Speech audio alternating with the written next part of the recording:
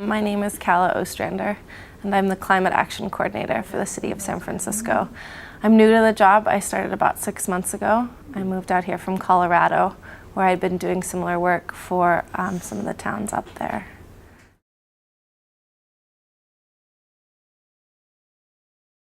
Pretty much all of the programs that the Department of the Environment engages in have a climate impact in some way or another. Whether it's reducing waste, so reducing the amount of waste going to landfill, which reduces, increases methane, or it's putting more recycling back into the product stream, so we have to use less virgin resources. So we have reduction of waste. That's a really big one. We've been really successful, the 72% diversion rate. We also have a green business program that educates our businesses on their impact, their environmental footprint, encourages them to reduce their water use, reduce their energy use, reduce their waste production.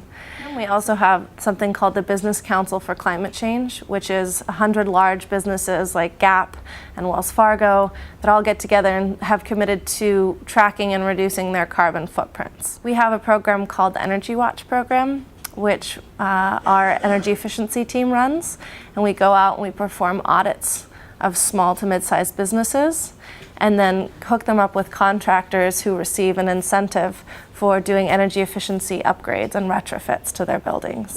In terms of renewable energy, that's a whole nother program that we have. We have things for solar. We're looking at micro wind. So all those things have an impact on climate. Specifically, we also have something called a local carbon fund, which is a new program where we're taxing ourselves and our air travel. So kind of using the offset concept, but bringing the money back locally and investing it in projects that reduce emissions here in the city. So we have that program as well.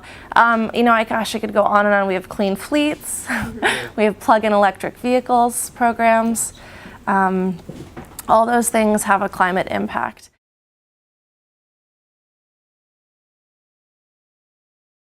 So we have several reduction emissions targets. The first one was set in 2002 when the Board of Supervisors passed a resolution calling for 20% reduction below our 1990 levels by 2012.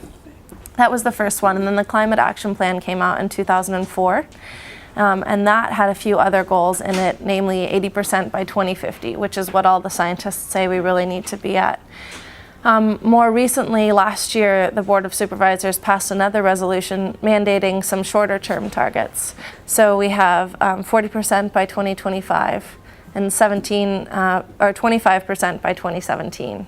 So those are our short-term goals. 2050 is our long-term goal.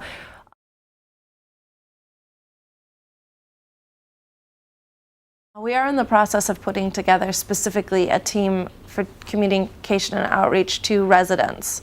It's very difficult in San Francisco to reach individual residents who are most often not owners of their buildings. So we have these multifamily units, as we call them.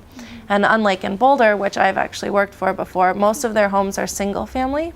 So a lot of the communication approaches, it's interesting, actually are going to be different, because you're generally going to talk to someone that either owns the home or has a direct connection to their landlord.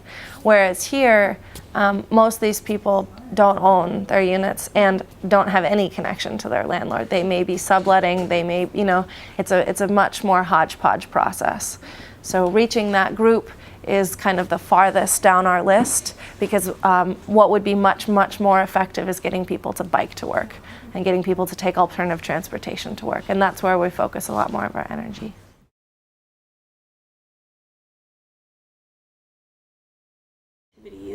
Oh, definitely. Okay, yeah, no, there's no question about it. San Francisco is one of the lead cities in the nation, if not, and we like to argue, has been the leader in terms of climate change and a lot of other environmental policies. Our toxic program is very, very progressive. So both nationally and internationally, we consider ourselves a leader as a city. A lot of our programs have been talked about at Copenhagen, at other international meetings. Our director, Jared Blumenfeld, will go and say, this is our EcoMap program, this is what it does, this is how it works for your city, this is how you can use it as well. So being really ambitious, setting goals, being out front, kind of leading the way is something that we pride ourselves on. And we do have a very large and dedicated department with staff in the Department of the Environment, which is in itself very unique among cities.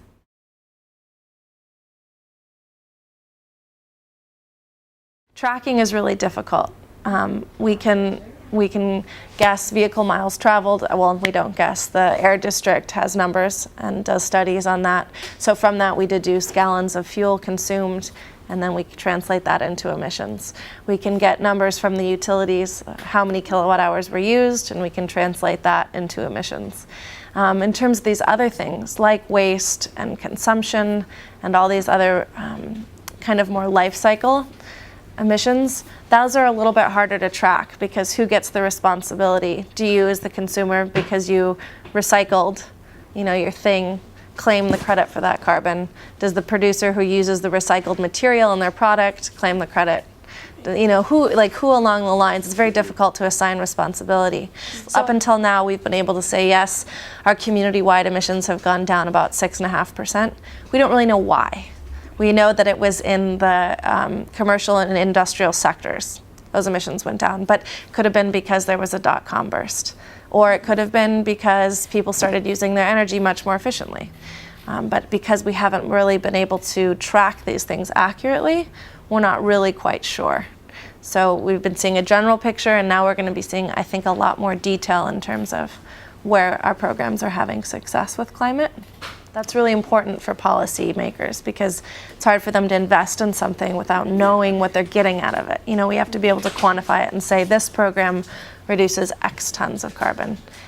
So the more that we can do that, the more we can really push these policies forward.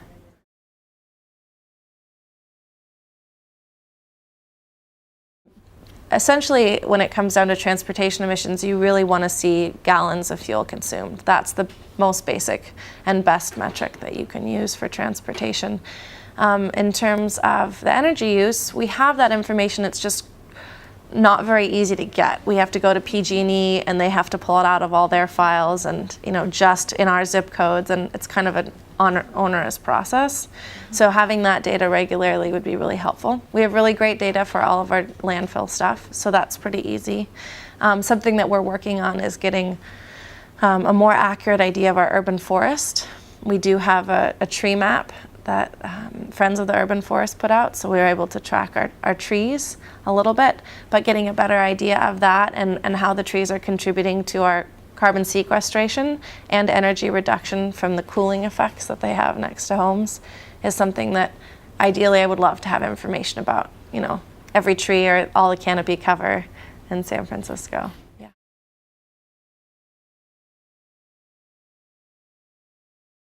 A lot of our education campaigns have been mostly about what you can do as an individual. Like, you can recycle, and you can compost, and you can ride your bike, and you can turn off your lights. All these things that you can do as a consumer that are going to reduce your consumption, essentially, of energy, or reduce your production of waste. And those are all really, really important things to us as individuals and in a consumer society to be responsible about how we spend our money, what we choose to buy, where it came from, and then what we choose to do with it when we're done with it. So those are things that we as consumers really need to take responsibility for, and I think people are starting to understand that a little bit more, that they have power in their choices that they can make. I think one area that I would like to see more emphasis on is that we also have power as a democracy. So we can show up and say, I know I can recycle till the cows come home, but until you, federal government, regulate the coal companies, me recycling is very small in the face of no new coal plants, period. I mean, that would be huge, and it's not to undermine or devalue the individual's work recycling, because that's very important, but the individual also has an obligation in a democracy to show up to their government and say what they want. And really, honestly, in working for government, I've seen that the people who show up are the people who get their way. So I would really, really encourage people to act not only as consumers, but as citizens, and really engage and show up to their government wherever possible, even if it's only on one issue that you choose to follow, or just writing a letter, or saying that you're there, or saying that you're following it. Because politicians respond to people. That's their job. That would be my wish.